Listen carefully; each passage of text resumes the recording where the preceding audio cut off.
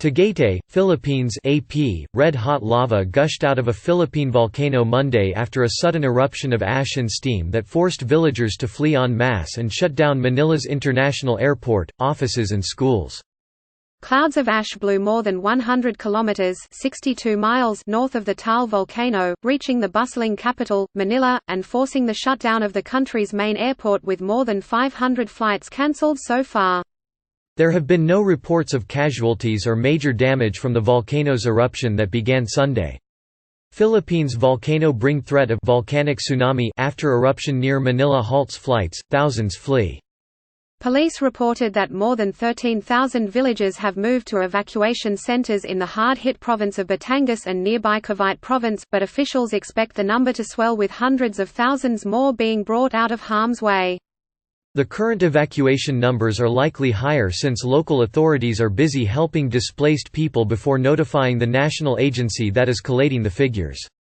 Some residents could not move out of ash-blanketed villages due to a lack of transport and poor visibility immediately, while others are refusing to leave their homes and farms. "We have a problem. Our people are panicking due to the volcano because they want to save their livelihood, their pigs and herds of cows," Mayor Wilson Moralit of Balit Town told DZMM Radio. "We're trying to stop them from returning and warning that the volcano can explode again anytime and hit them." Moralit, whose town lies along the shoreline of Taal Lake surrounding the erupting volcano, appealed for troops and additional police to be deployed to stop distraught residents from sneaking back to their high-risk villages. Ring of Fire Fury strikes Alaska, Philippines, Japan. Several planes stranded at the Manila airport may be allowed to take off Monday once they are cleaned of ash, and authorities assure an easterly shift in ash-laden wind away from the capital would not revert, Airport General Ed Monreal told a news conference. The airport cannot accommodate incoming flights until stranded aircraft fly out and free up parking bays, he said. President Rodrigo Duterte's aircraft was able to land Monday, however, after his flight from his southern Davao City hometown was delayed on Sunday by the volcanic eruption, his spokesman said. Taal had been restive for months until it suddenly rumbled back to life Sunday, blasting steam, ash and pebbles up to 10 to 15 kilometers (6 to 9 miles) into the sky, according to the Philippine Institute of Volcanology and Seismology. The lava spurting from the volcano's vents Monday was falling into the lake surrounding the crater. The government volcano monitoring agency raised the danger level around Taal 3 notches to level 4, indicating an imminent hazardous eruption. Level 5, the highest, means a hazardous eruption is underway and could affect a larger area with high-risk zones that would need to be cleared of people, said Renato Solidum, who heads the institute.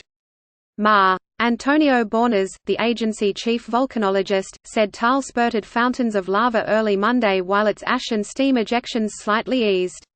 "It's hard to tell when the eruption would stop," she said, citing the volcano's similar restiveness in the 1970s that lasted for about 4 months.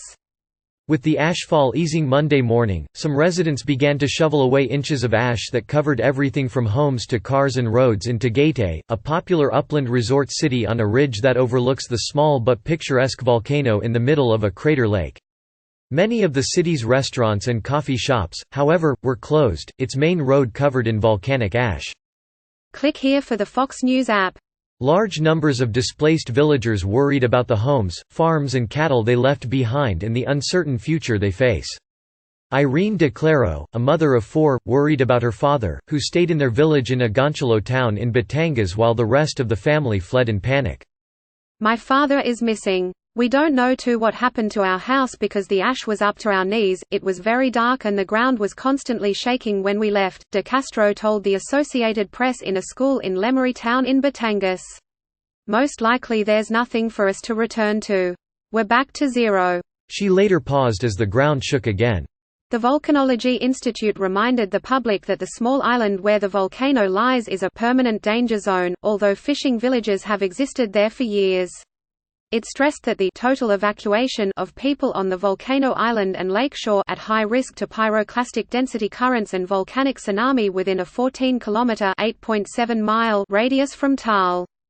Authorities continue to detect swarms of earthquakes, some of them felt with rumbling sounds, and a slight inflation of portions of the 1,020-foot (311-meter) volcano, officials said, and advised residents to stay indoors and wear masks and goggles outdoors.